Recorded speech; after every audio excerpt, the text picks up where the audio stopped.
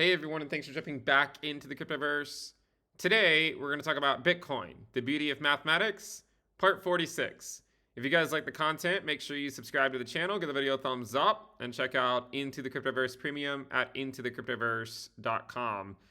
On the Into the Cryptoverse website, we actually do have a free tier that gets you access to this chart. So if you want to check that out, you can do that. You can also get access to other stuff too with the free tier, but this is one of the charts I believe you get access to. As of, well, I'm making this video on April 30th, but let's just round, right? As of May 1st, 2024, total market cap of the cryptocurrency asset class is 2.215 trillion. The fair value log on the regression trend line is at 2.565 trillion, representing a slight undervaluation of 13.65%. So you can see that, last time we did this video, we had gone slightly overvalued.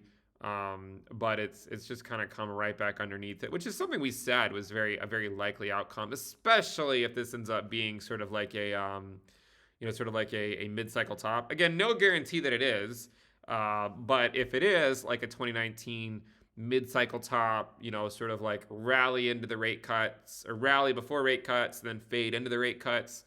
If it is like that, then you can basically see what the script of it, the sort of the script it would follow. So yeah, we were overvalued technically last month. We did a video on that, but now we are back to being undervalued by about 13.65%. And you'll notice that throughout the years, even though this has stayed below that fair value logarithmic regression trend line, Bitcoin continues to take back a lot of that market share from the asset class as a whole, which is exactly what it did over here as well, right? So it should come as no surprise. But I did want to at least follow up with that. And you can kind of see that the fair value is just going to keep on slowly grinding higher. The lower bound on this is currently at around 850 billion or so, which is basically right around those lows. The highs are obviously a lot higher up, and probably we won't get there because you can see we didn't actually get there last cycle, but it is something to sort of keep an eye on. I do want to to remind people too, you can also take the percent difference between the total market cap and the fair value log on the regression trend line, and you get something that looks like this. So, you can kind of see that it popped above the fair value, then it's fallen back below it. Again, like this is really common for it to do this kind of stuff. Like last cycle, we popped above it, we fell back below. 2 cycles before that, we popped above it a couple times and then fell back below. And in this case, 2 cycles ago, we didn't really durably go back above it until the post-halving year, right? It wasn't until January 2013. And then the cycle after that, it wasn't until May of the post-halving year, right? And then last cycle, it wasn't until the very end of the halving year.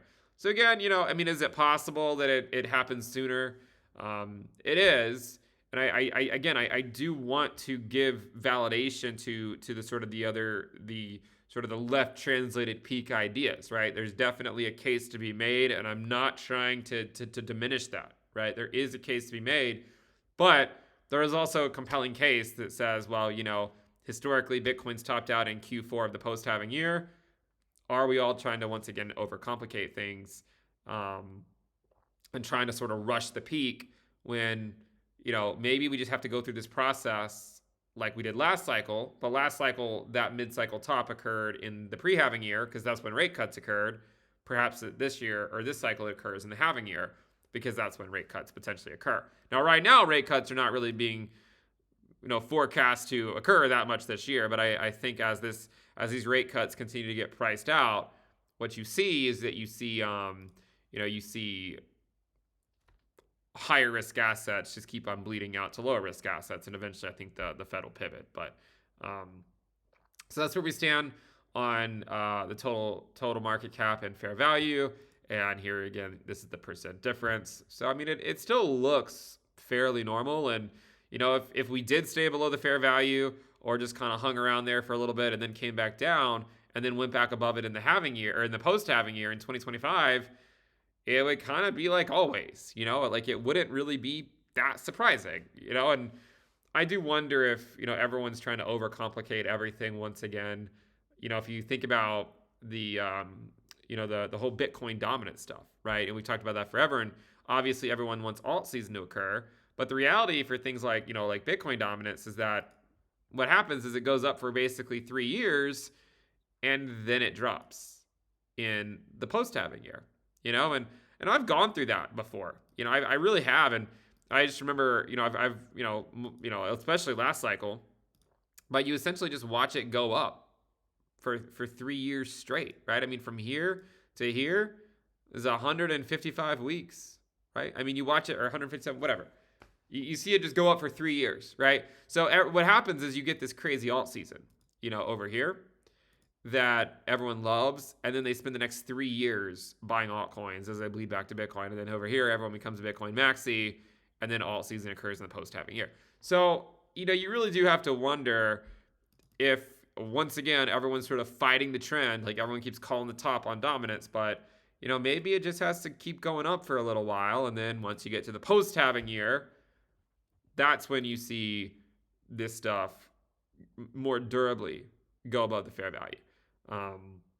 Now, there's kind of some like thought process around that, because if you think about it, like, we've had an inverted yield curve forever, right? I mean, let's just talk about it a little bit. We've had an inverted yield curve for like 2 years now, and at some point we got to get the resolution of that. And I think kind of the argument between a left translated peak and a normal cycle peak comes around this idea of, well, when's the yield curve going to invert? I mean, I think you could respect the idea of someone who says, well, why not just rally until that actually happens, and which is a possibility. There's also a possibility that you just get rate cuts sort of mid-cycle, like we got last cycle. The market cools off for a few, 6 to 9 months, then we just pick back up in the post-halving year. There's a chance that happens too. And I also, I do think that one thing that can easily happen is recency bias. I think a lot of times people look at, inverted yield curves, and they just look at what happened in 2000 and 2008. But in reality, we've got a ton of different examples, and they all do different types of things. Coming out of the 1980s, what ended up happening, and I could see something like this playing out. So I wanted to just sort of describe what it would look like if it did happen. Coming out of the 1980s, you had an example where we had really high inflation, and right here, we had really high inflation, and we actually had a pretty large drop in the market, right? It was a pretty large drop in the market, and then we just rallied back up, right? And then we got a longer bear market that ended in 82. So there's part of me that wonders, could you get a scenario where unemployment rate prints 4%, everyone freaks out, right? Everyone freaks out because they're like, oh crap, it's here. And then rather than immediately deal with the consequences of all that, the Fed just turns the money printer back on.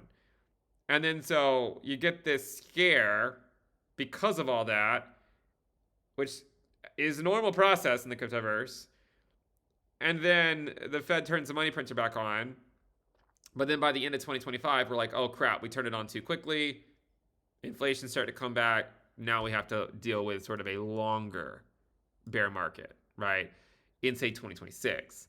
So I do wonder if something like, I mean, this was a pretty big drop, guys. I mean, I know it doesn't look like much, but when the S&P's drop in 20%, I mean, you got to pay attention. That's not something that happens that often. So I do wonder about that sort of outcome. I think a lot of people just sort of look at these two outcomes, which again, that could happen too. I don't mean to discredit that idea. It depends on how bad things get, but you could envision a scenario where you still get sort of a peak at the normal time of the cycle if you get an uninverted yield curve and everyone freaks out, but rather than immediately deal with the consequences of all that, we just sort of, put a patch over it for another year or something. And then we face the consequences a little later on. Again, I don't know. That's one potential outcome. And there's also the outcome of 1946 to 1949, also during a period of high inflation, which I could honestly see happening as well. And in that case, you had sort of a deflationary crash, and then the market just sort of sprung back up in it would have been the post-election year, but I guess if you want to relate it to Bitcoin, it would be the post-halving year. So there's a lot of different examples that we could certainly look at, but I did want to at least talk a little bit about that, because it does seem like there's a lot of sort of academic discussions between like, left translated peak or normal peak. And I find it funny because it seems like every cycle we try to make it feel like this time's different, but what if it's not? And What if this just ends up being sort of a mid-cycle top that's just occurring a little bit later because rate cuts are a little bit later. We cool off for a while and we just pick back up in the post halving year. Definitely an option.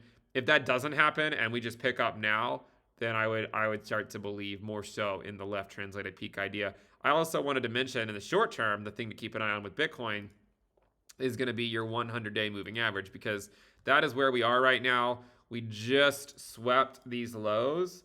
So that's what I would keep an eye on. The 100-day SMA has been somewhat of a support here a couple times. The other two times it offered support for a couple of weeks, but still eventually fell below it. And other prior times you can see, getting to the 100-day, we got a little bit of a bounce above it. And then here we got a little bit of bounce off the 100-day. So, if the bulls are going to try to hold, I imagine they're going to try to make a stand here. If they don't hold it here, let's say, a week or two goes by, maybe you get a little bit of a bounce, maybe you don't. But regardless of what happens, if they don't hold it, then your next area that you're going to look at is you're going to be your bull market support band. And that's all the way down at around 55.5 to 56.2K, right? So that would be a little bit bigger of a drop. At this point, this is just a 20% drop like all the other 20% drops, right? I mean, this is kind of looks really familiar. A lot of these have been just 20 to 22% drops.